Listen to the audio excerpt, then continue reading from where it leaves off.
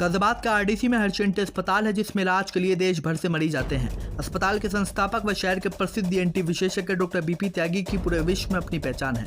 इस सब के बावजूद अस्पताल के बराबर में स्थित पार्क आरडीसी में आने वाले लोगों व अस्पताल में इलाज के लिए आने वाले मरीजों के लिए परेशानी का सबब बना हुआ है।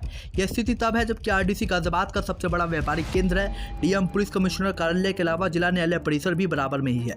इस संबंध में डॉक्टर BP त्यागी कहते हैं कि वे पार्क की दुर्दशा को लेकर 20 से 22 शिकायत कर चुके हैं। मीडिया में भी इसकी जानकारी दे चुके हैं। नगर निगम चुनाव में उन्होंने इस बार नोटा का विकल्प पार्क की दुर्दशा को देखते हुए ही चुना था। शिकायत करना व विरोध करने का कोई असर नहीं हो रहा है। पार्क की साफ सफाई करना तो दूर, अब इस पार्क को डंपिंग ग्राउंड ही बना दिया गया है। पार्क में टूटी कुर्सी, मेज, सोफे तक पड़े हुए हैं। गंदगी के कारण मक्खी मच्छर तक पनप रहे हैं, जिससे मरीजों को बहुत परेशानी हो रही है। गाजियाबाद से सिटी न्यूज के लिए विशाल रावत की रिपोर्ट है। सर, गाजियाबाद के राजनगर स्थित हरचंट हॉस्पिटल के ठीक बराबर में एक पार्क है जिसका सौंदर्यीकरण अभी तक नहीं हुआ है। यहाँ तक कि अब लोगों ने वहाँ उसको डंपिंग ग्राउंड समझ लिया। अपने ऑफिसों का जो कूड़ा है, जो फालतू सामान है, उस पार्क में लाकर लोगों ने रखना शुरू कर दिया। काफ़ी शिकायत करने के बावजूद भी अभी तक सौंदर्यीकरण नहीं हुआ, ना कोई साफ सफाई हुई है। किस तरह से देखते हैं और कितनी बार आपने इस पार्क की साफ सफाई के लिए शिकायत आप कर चुके हैं नगर निगम से? इसकी कम से कम 20 से 22 बार हम शिकायत कर चुके हैं, अखबार में दे चुके हैं।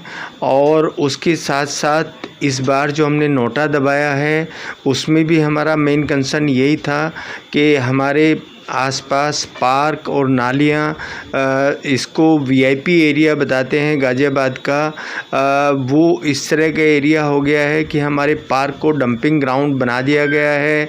यहाँ टूटे सोफ़े, टूटी कुर्सियाँ और इस तरह की चीज़ें पड़ी रहती हैं। तो उसके लिए इस पार्क की मेंटेनेंस तो दूर गई, अब इसको डंपिंग ग्राउंड की तरह लोग यूज़ करने लगे हैं और यहाँ पर मच्छर पैदा होते हैं, मक्खी पैदा होती हैं।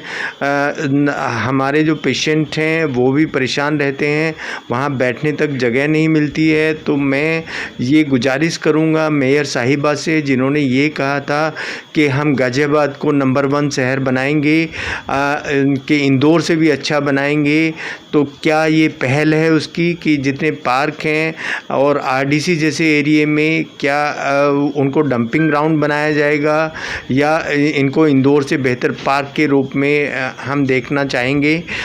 ये हमारी मेयर साहिबा और जितने भी पार्षद बन के आए हैं इसका जवाब वही दे पाएंगे, क्योंकि हम तो इतनी शिकायत कर चुके हैं, बताते रहते हैं और इन चीज़ों को इंगित करते रहते हैं। सर, 20 से 22 बार आपने शिकायत की, जैसे कि आपने बताया, और नगर निगम चुनाव में विरोध भी किया। इसके बावजूद भी अभी तक कोई यहाँ चहल पहल नहीं है, ना कोई सफाई वफाई, कुछ नहीं है। आखिरकार इसकी क्या वजह आप मानते हैं?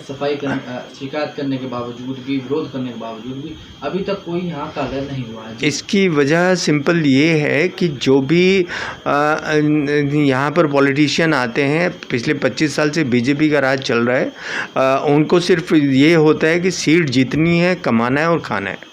ये बिल्कुल स्ट्रेट फॉरवर्ड वे में इसलिए बता रहा हूँ कि जहाँ मेयर नहीं है, अब आप देखिए जो नोएडा है अपने हमसे सटा हुआ, मेयर नहीं है, लेकिन वहाँ पार्क, साफ़ सफाई, सड़कें, हेल्थ, सारा सिस्टम अच्छा है। यहाँ वो मेयर है, जबकि ये चीज़ें यहाँ नोएडा से अच्छी होनी चाहिए थी, लेकिन यहाँ उससे बदतर हैं चीज़ें। और ये NCR का एरिया भी है, NCR का एरिया होते हुए इसमें कुछ सेंट्रल गवर्नमेंट का भी वो होता है कि इसको थोड़ा डेवलप किया जाए, लेकिन ऐसा किसी के दिल में कुछ नहीं है। और क्योंकि इस पार्क में कोई एक्टिविटी नहीं होती है, यहाँ कोई सफाई नहीं होती है, तो आसपास के ऑफिसेज ने अब इसको डंपिंग ग्राउंड बना दिया है। जी, चलो, अगर अभी भी इसकी साफ सफाई नहीं हुई, अगला कदम आपका क्या होगा? अगर इसकी साफ़ सफाई नहीं होगी तो अगला कदम हमारा यही हो सकता है कि हम अपने आप से, अपने खर्चे से इसकी साफ़ सफाई कराएंगे, पर आगे आने वाले इलेक्शंस में हम नोटा ही दबाएंगे।